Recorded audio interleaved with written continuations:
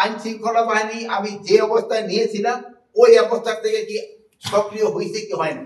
এই আমার এই পদত্যাগের ব্যাপারে আজকে তো প্রথম না, যে আমার বাহিনীকে আমি ইনস্ট্রাকশন দিয়েছি তারা তাদের টহল কার্যক্রম আরো বৃদ্ধি করবে, আগামীকাল থেকে যেন কোথাও কোনো কিছু না ঘটে এই জন্য তারা ব্যবস্থা নেবে।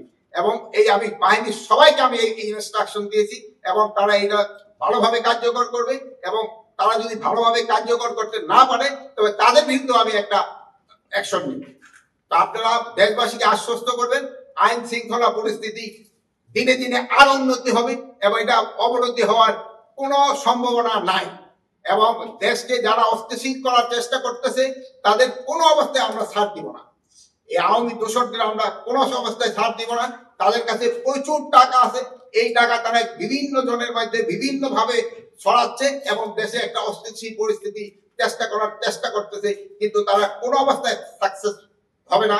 এবং আমরা যেভাবে হোক আইন শৃঙ্খলা পরিস্থিতি দিনে দিনে উন্নতি করতে থাকবো এবং এই যে ডেভিল হান্টের মাধ্যমে আমাদের কার্যক্রম অব্যাহত থাকবে এবং এই সন্ত্রাসীরা কোথাও কোনো জায়গায় ঘুমাতে যেন না পারে বা বসতে যেন না পারে, দাঁড়াতে যেন না পারে, এই ব্যবস্থা আমরা করবো।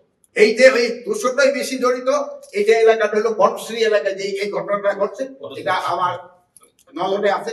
এখানে ওই জায়গায় যে আমার আইন শৃঙ্খলা বাহিনী যারা লোক আছে আমি তাদেরও যদি কোনো গাফিলতি থাকে আমি তাদেরও আইনের আওতায় আনবো।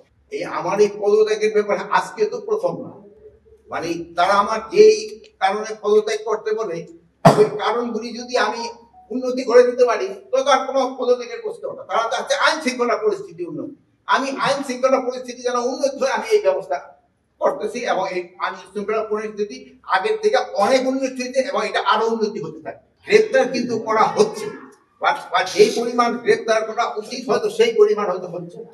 যেমন ধরেন এই বাসে ডাকাতির জন্য কিন্তু অলরেডি 3 জনকে কিন্তু সাভার থেকে গ্রেপ্তার করা হয়েছে, গ্রেপ্তার হচ্ছে এবং গ্রেপ্তার এটা চলতে থাকে। ম্যাজিস্ট্রেটি পাওয়ার তাদের যে যে ক্ষেত্রে দেওয়া হয়েছে ওটা ঠিকভাবেই কাজ চলতেছে।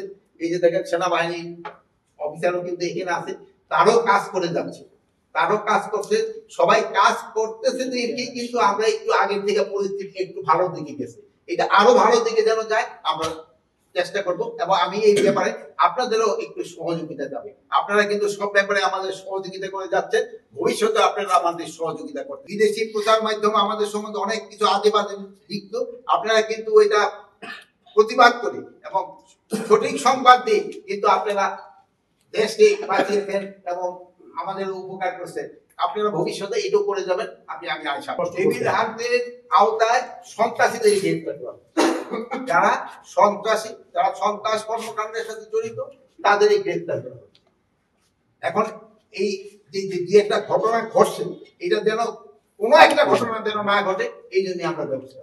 এই ব্যাপারে মোটর সাইকেলে যেন হেলমেট পরা অবস্থায় ছাড়া কেউ যেন না চলে এবং 2 জনের বেশি যেন না চড়ায়, এটার জন্য তো আমি অলরেডি ইনস্ট্রাকশন দেওয়া হয়েছে এবং এটা যেন কার্যকারী হয়। ফারুক এটা তোমরা কোনো অবস্থায় এটা যেন কোনো না করতে। আমার মা বোনদের ভয়ের কোনো কারণ নেই, তাদের ব্যাপারে আমরা সব সময় কনসার্ন এবং তাদের কোনো ধরনের যেন কোনো রকমের সমস্যা করতে না হয় এবারে আমরা সব সময় সজাগ আছি এবং আইন শৃঙ্খলা বাহিনীও এই ব্যাপারে সবসময় সজাগ। এটা ক্ষেত্রে আপনারাই বলতে পারেন আইন শৃঙ্খলা বাহিনী আমি যে অবস্থায় নিয়েছিলাম ওই অবস্থা থেকে কি সক্রিয় হয়েছে কি হয়নি, এ ব্যাপারে আপনারাই আমার থেকে আরো ভালো